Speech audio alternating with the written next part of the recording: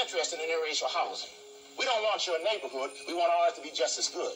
See, we don't want a store in your neighborhood. We don't want you coming in our neighborhood and open up stores and exploiting us and then go home and throw a bomb if we move next door out in the suburbs. We don't want your schools, but we want our schools to be the highest and the best possible for our black progeny. See, what people don't understand, we are saying, and we're not asking. You see, the die is cast. As I said, we're not asking. We're saying this is the way it's going to be. The young lady from Winnetka has stated that she saw during the marches which she participated in the people who were full of fear and hatred. Mr. Lucas has said that the American Negro is either going to be free or he's going to be dead. Now, you get this straight. You can kill all the black folks you want to, baby, but you will not kill the freedom of black folks. It's coming. We're going to get it. We fought in every one of your damn lousy wars, baby, and you give us nothing. Now, the war is going to be here because we're going to be free. Now, you kill all you want to, but we kill too. I don't agree with the moderator nor Reverend Robinson that we want some kind of agreement. We want agreement by which we can live or die. You choose. If you won't listen to me when I make an appeal for the Negroes because you have no concern for the Negroes, listen to me when I make an appeal for America. You claim you love America. Well, we love America. But you are driving us back and you are making a Samson out of us, and we are going to pull down the building. Should you try to pretend that I'm crazy because I want America to be saved? And then you think we have no right to ask for something? Is it too much to ask you to grant us human dignity? Should we be put down and shot to death for this request? If so, you can aim your guns. What the hell do you think we care about dying if you're going to deny us the right to live? You know, this revolution is filled with so many ironies, really. First you tell us that it is manly to keep your word. All right? If you are a man, you keep your word. And now all of the black people in this country are demanding, and even the black people in the whole world are demanding, is that you keep your word. You told us we were free. Well, then show us that we're free.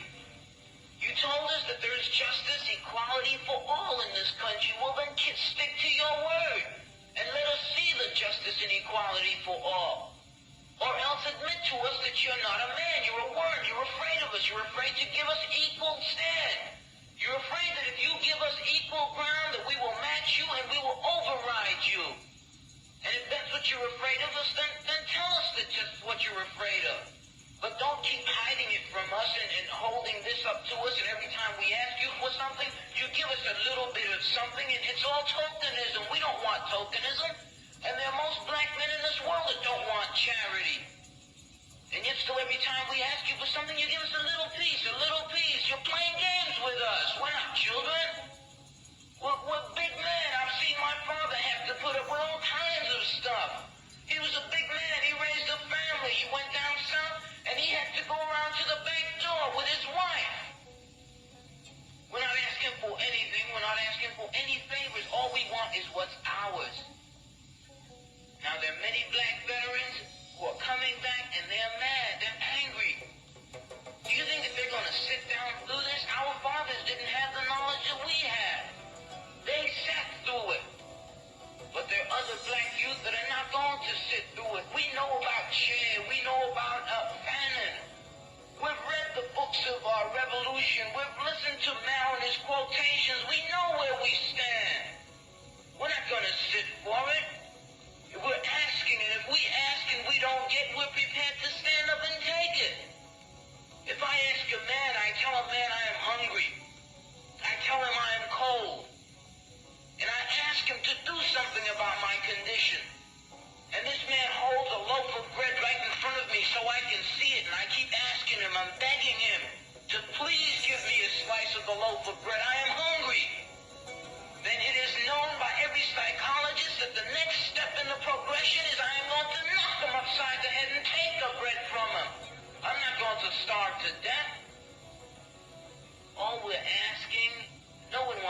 see blood. No one likes the smell of blood. No one wants war. Anyone who's been in war doesn't want war. Everyone knows what it is to see the inside of a man's gut hanging out and see your friends die, see relatives die. No one wants to regress back to the state of mind where you have to think it's all for the cause, therefore my mother has to die, my wife has to die, my brothers and sisters have to die. No one wants that. But you're pushing us to it. You're leaving us no choice. We're asking, we're begging. The students up at Columbia, they ask. The brothers down south ask. The brothers in Latin America, the brothers in Africa, they're all asking. All they're doing is asking. Our fathers asked. Our grandfathers asked. The presidents of our universities, our colleges had to go to your back doors to beg that their children be given just enough money so that they could be taught something to live off. And yet still, they asked and asked and asked, and you refused to give them anything. Now, we're just about out of patience. We're not going to ask anymore. The news media says that it's only the young that are militant, only the young that want this and want that. Okay, but we're 40% of the black population now. Or we were a year ago, and still yet we're climbing. Before long, we'll be 50%, 55%, and then we'll have the command. We're not going to take it. We're not going to take sitting in rotten parks and in places that just aren't fit for living. We're not going to take it. There's a limit to a man's patience, and everyone knows that God, Christ, heaven, everyone knows that what we're asking is not $1 million. What we're asking for is humanity. We're asking to be allowed to live like human beings. And God, you tell us that this is too much to ask. You're sick. You're definitely sick. How can you tell me that it's too much to ask to be a human being? Why am I mad? You know, white people ask me, why am I so angry? And, you know, I don't have any answer for him because it'd be ridiculous for me to answer him because he couldn't understand anyway, obviously, because he asked me the question. The 400 years that I've existed there, 3 years, 3 generations within my own family, why don't you know what I'm like? What is it so new in 1968 or, in the 60s that you've got to learn? Because my grandfather was born, he's 90. My mother was ready for integration. She's middle-class Negro. Now, all of a sudden, you come to me and you say, communicate with me. Hell, I've been here all the time. And where were you? Communicate. What do I have to say to you? The most advanced nation in the world. It has to be resolved. It has to be resolved because I want my children to have an answer. If not me, I personally prefer that I have an answer. I don't have, I like to think I don't have my lifetime to waste on this.